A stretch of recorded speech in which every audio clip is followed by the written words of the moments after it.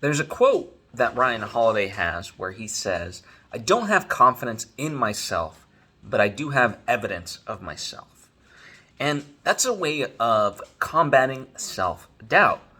Now, it might not be as obvious as to why that may be, because we value confidence and think people that are confident, we want to be them, right? However, confidence can be fleeting. Whereas when you think about it, evidence is something you can always point to, right? And what he means by evidence is stuff that he's accomplished in the past to be able to build upon, right? And it can work in both ways. If you're, let's say, starting to write a new novel or whatever it is, well, if you've done it before, then you have evidence that you're capable of it. Now, what do you do when you're starting something for the very first time, right? Like a novel. Well, have you written stuff before?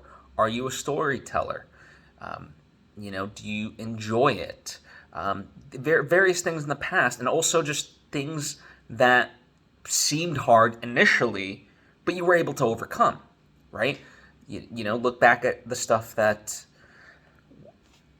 you did for the very first time and were successful at, right? So it's all that stuff that helps actually propel you forward when you really think about it.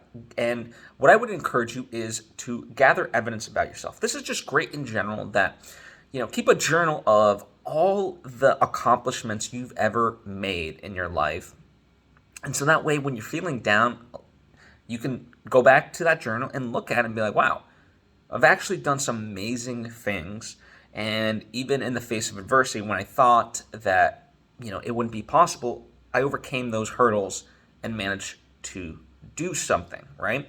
And the journal can be both small things as well as big things, right? And everything in between. So write at your own discretion, but collect that evidence so that way you can be confident about yourself.